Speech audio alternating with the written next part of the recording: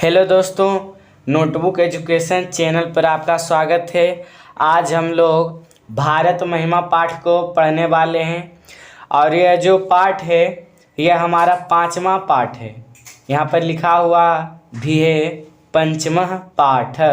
पंचमः मतलब 5वां, 5 नहीं होगा, 5वां होगा, ठीक। और पाठ मतलब अध्याय, तो 5वां अध्याय हमारा क्या है? भारत महिमा। भारत महिमा का अर्थ होता है भारत का गुणगान। महिमा मतलब गुणगान, ठीक। तो भारत महिमा का अर्थ समझ गए हैं, या फिर इसको इस प्रकार से भी बोल सकते हैं भारत का बड़ाई, ठीक। महिमा मतलब बड़ाई भी होता है, गुणगान भी होता है, ठीक। अब देखिए जो छोटी ब्रैकेट में दिया गया है यह इस पाठ का सारांश है। इसको देखिए हम अच्छे तरीके से समझते हैं क्योंकि इससे ऑब्जेक्टिव का सवाल पूछा जाता है। यहाँ पर लिखा हुआ है अस्माकं देशः। अस्माकं मतलब हमारा, और देशः मतलब देश, तो हमारा देश। भारतवर्षमिति, हमारा देश क्या है? भारतवर्ष है। क्या है? भारतवर्ष। पहले के समय में जो भारत था, भारत नहीं था, भारतवर्ष कहलाता था, ठीक। अब देखिए भारतवर्ष, मिति में इति छुपा हुआ है। क्या छुपा हुआ है? इति। इति का अर्थ होता है यह। कथ्यते मतलब कहा जाता है। तो हमारा देश भारतवर्ष यह कहा जाता है। क्या कहा जाता है?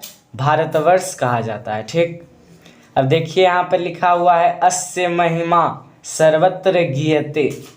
अस्य मतलब इसकी या इसका।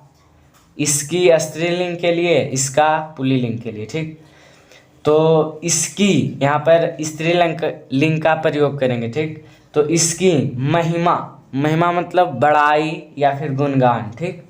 तो इसकी महिमा जो है सर्वत्र, सर्वत्र मतलब सभी जगह, सर्वत्र मतलब सभी जगह, गीयते मतलब गाया जाता है।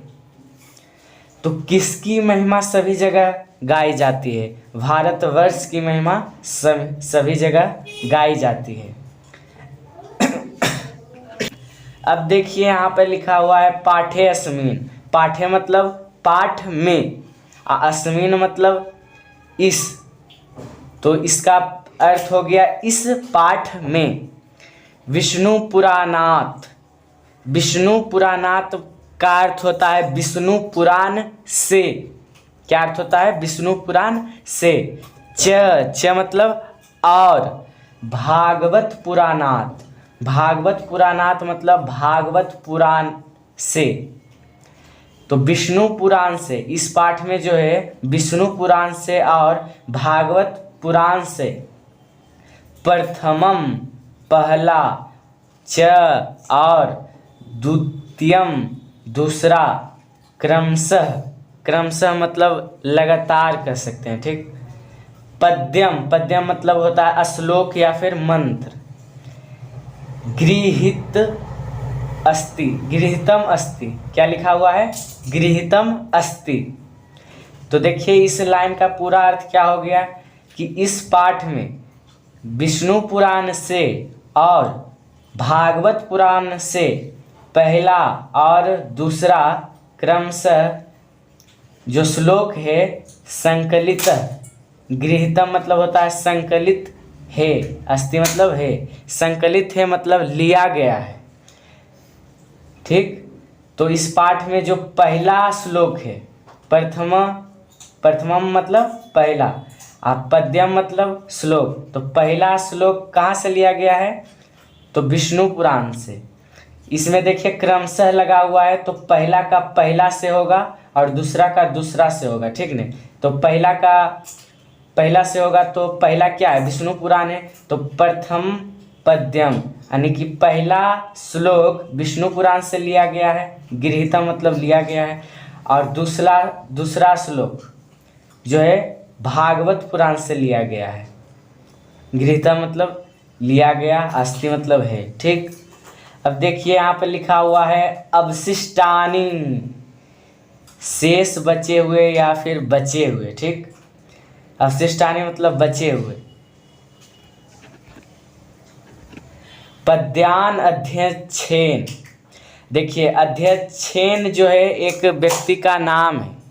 किसका नाम है? अध्यक्ष नाम है उसका। किसका नाम है? अध्यक्ष।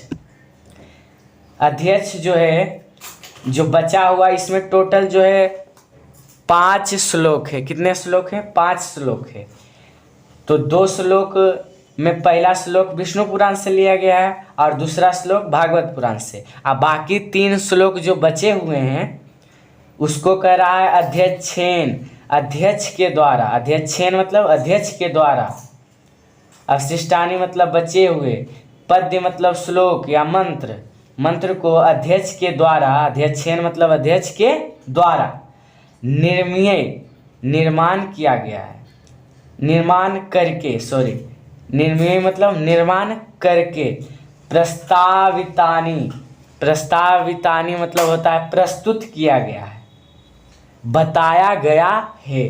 ठीक, तो देखिए अब यहाँ पर लिखा हुआ है भारतम प्रति भक्ति अस्माकं कर्तव्य रूपेण वर्तते। कहता है भारत के प्रति, भारतम मतलब भारत के, प्रति मतलब प्रति। ठीक, तो भारत के प्रति अस्माकं हमारा भक्ति, भारत के प्रति जो है हमारा भक्ति कर्तव्य रूपेण, कर्तव्य के रूप में वर्तते मतलब है।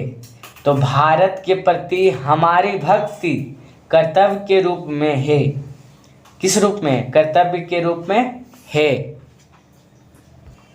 आज के लिए यह पाठ का सारांश ही रहेगा दोस्तों। अगले पाठ में जो है हम इसके श्लोक पर चलेंगे। तो अच्छा लगा हो यहाँ तक तो लाइक, शेयर एंड सब्सक्राइब कीजिएगा। धन्यवाद।